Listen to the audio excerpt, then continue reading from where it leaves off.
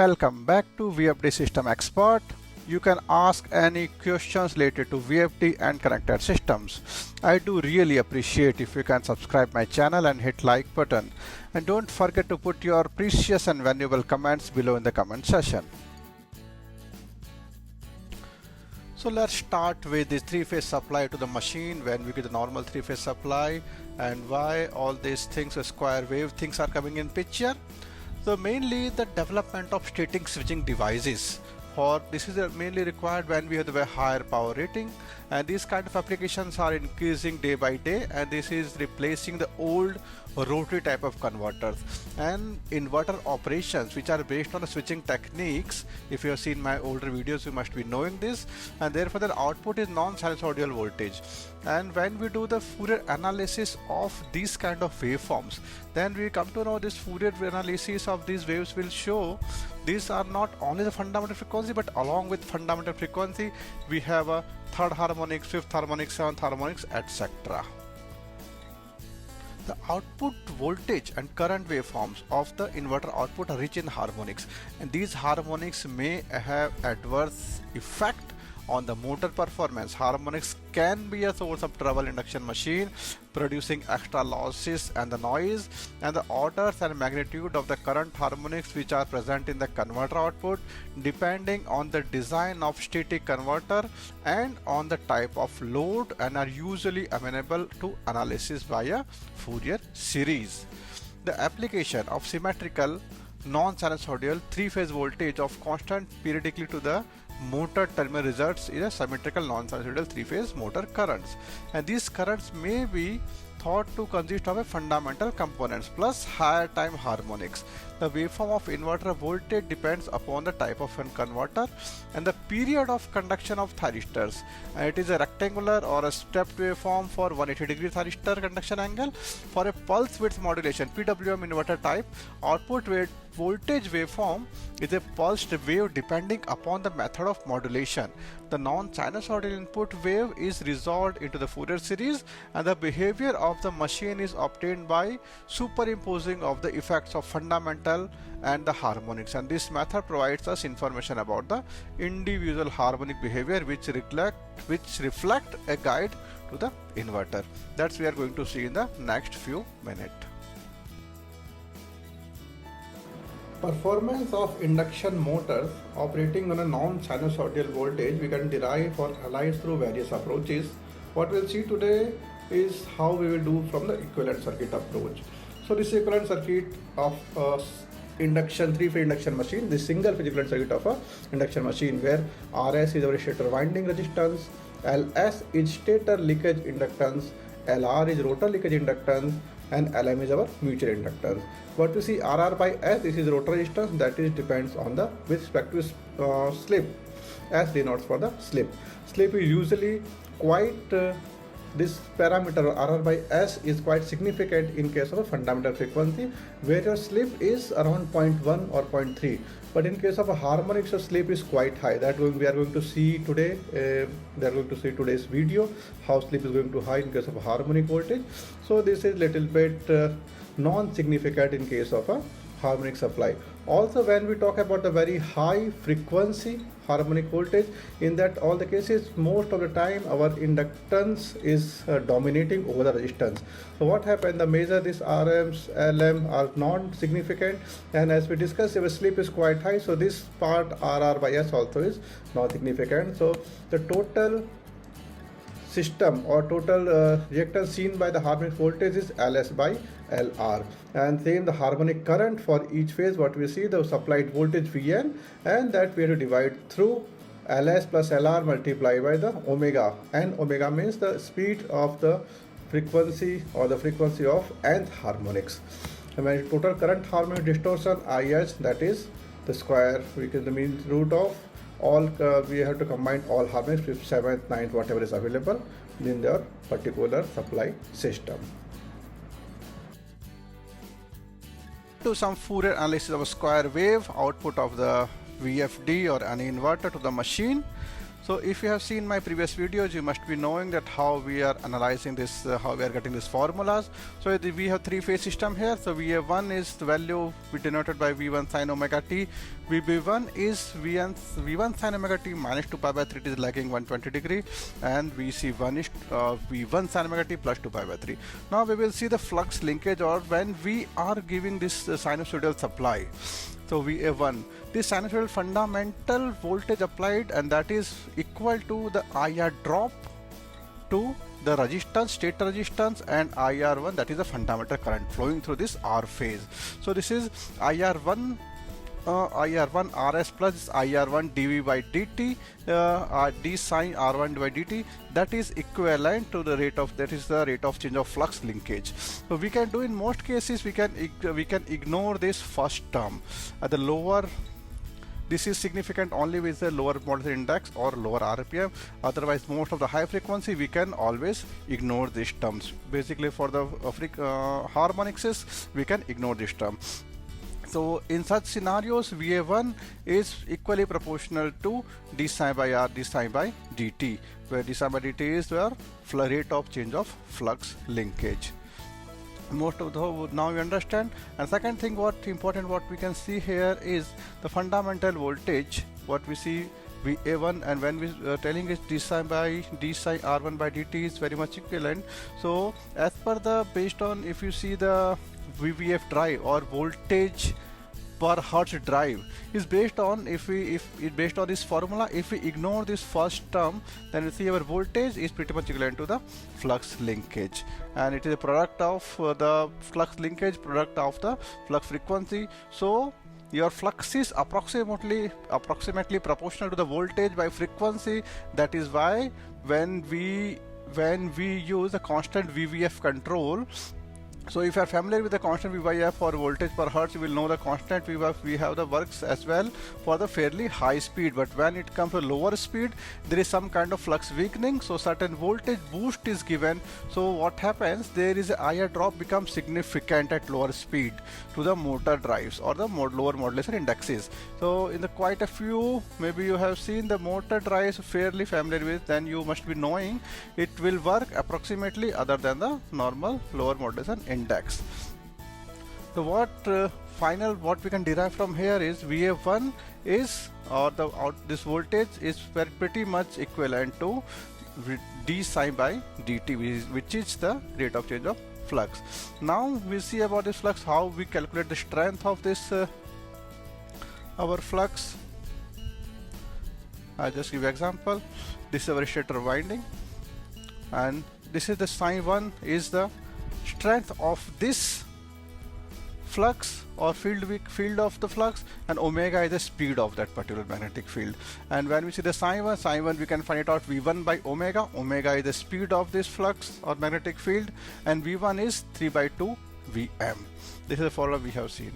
So if you see here, the strength of this field, it depends on the speed. The lower the speed, strength is higher, and similar way it is on the V1. If your V1 is higher, then still you can have the higher strength, but if your V1 is lower, then your strength of this field is lower. This is very important for the coming what we see in the next few minutes. Let's see now the fifth harmonic and seventh harmonic. So if is the fifth harmonic, our VA and 5, they denote for fifth harmonic voltage, that is V5 sin 5 omega t.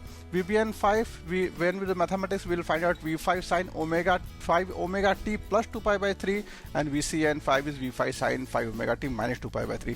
What we are seeing here, the signs are got exchanged. Now our B phase is plus 2 pi by 3 and C phase is minus 2 pi by 3, while with the normal fundamental this is minus 2 pi by 3 and this is plus 2 pi by 3. So in this case we see this is the stator what is rotating, and with the psi 1 what we see here the second. Now if you see the other one, sin 5 is running in the reverse direction with how much speed? 5 times more speed than the nominal. So that is 5 omega speed. So omega speed, the stator magnetic field going in anti-clockwise, and while the 5 omega speed with the psi 1 that is going to the in the reverse direction. So normally we say it in the opposite direction. With 7 omega t, when do the analysis, we find 7 omega t minus 2 pi by 3 and 7 omega t plus 2 pi by 3. So this is in the same phase sequence. So here the speed is the higher, omega is higher, but it in the same direction. So see here, this is our stator, and in the same direction we have the 7th omega. So the difference between both things is one is running in the reverse direction and one is running in the forward direction with the same direction of the main fundamental frequency. This is 7th time, this is 5th time. And similar we can apply for 11th harmonics, 13th harmonics, similar we can go ahead. Now the important here is the harmonic order, that is n is equal to 6k minus 1. So example 5, 11, 17, this travels in a direction opposite to the that of a fundamental field with the same number of poles as the fundamental field. It rotates at a speed equal to 6k minus 1 into ns, and the harmonic order where n is equal to 6k plus 1 like 7, 13, 19 travels in the same direction as the fundamental, the speed equal to 6k plus ns. The third harmonic voltage, or you must be wondering why we have not discussed about third harmonic. Third harmonic voltage are in the time phase, they are a zero sequence voltages, they cannot push a current in a star connected stator winding with no neutral connection. All harmonics of order triple n will be zero sequence and therefore their effect will be negligible. Now the sine 5, the strength V5 by 5 omega, and similar here the V7 by 7 omega. Current of this harmonics is V5 by 5 omega L, I7 V7 by 7 omega L.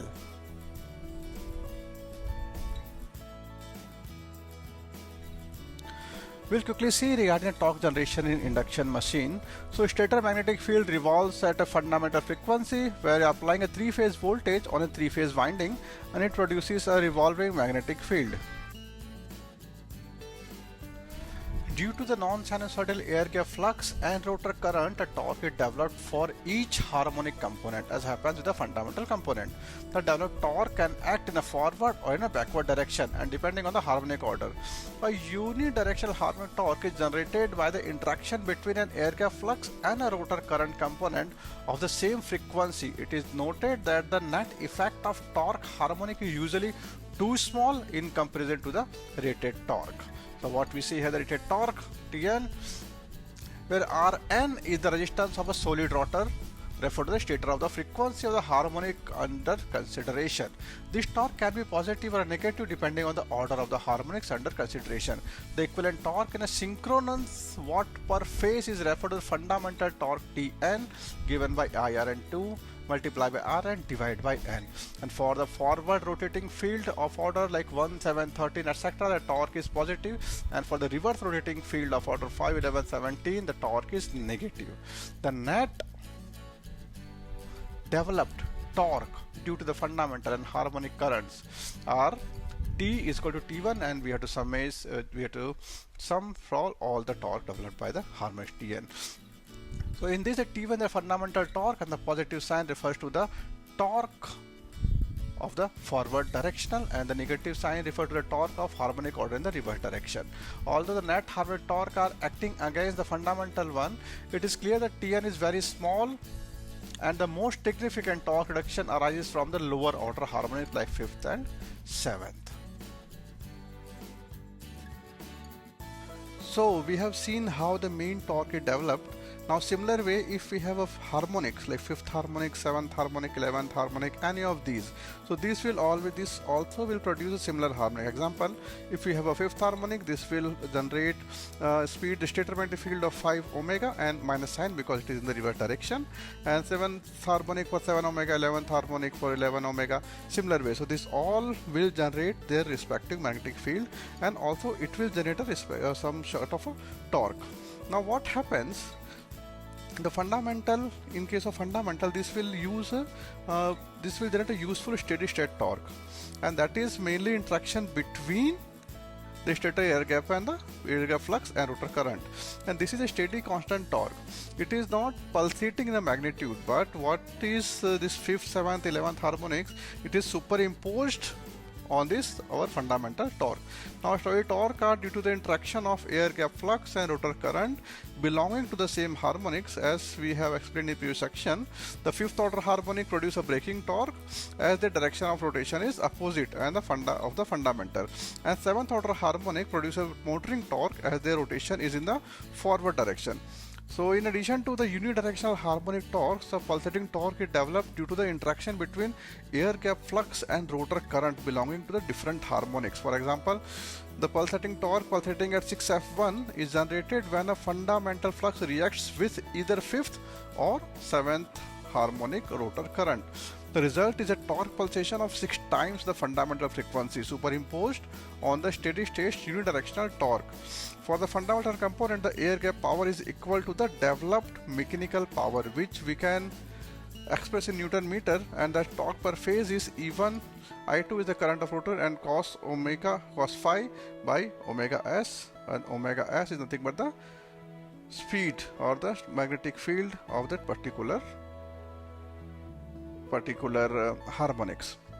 Now what happened, the magnetic field what we have seen generated by fifth, seventh or any harmonics is they also have, but the strength of that magnetic field is not so strong, because we have seen before this is divided by the voltage and divided by the speed of the magnetic field. So the higher number higher, as soon as we go the higher the harmonics where the speed is quite high, and that's why the magnetic intensity of the magnetic field is not so much. So we have seen torque per phase in the last slide, and here what we are seeing is the torque pulsation, how we can calculate the torque pulsation for the induction machine. So formula for torque pulsation is mainly depends on the harmonic current of the rotor. We substitute 7th harmonic and 5th harmonic currents, and you can see this is sine 6 omega t. So this is for any conventional induction machine. Now what we can see here, this torque pulsates 6 times for the supply frequency, and in the absence of 5th and 7th harmonics, when we have such an inverter which don't produce 5th and 7th harmonics, in that case 11 and 13 harmonics comes in picture, and then this pulsation will be 12 times of the supply frequency. Now the important point here is from where we are getting all these formulas. So we have to do some phasor, some analysis of the vector diagrams. We have to convert it, and if you want more details on this, you can let me know in the comment section. I can prepare a separate video on that, on the mathematical calculations.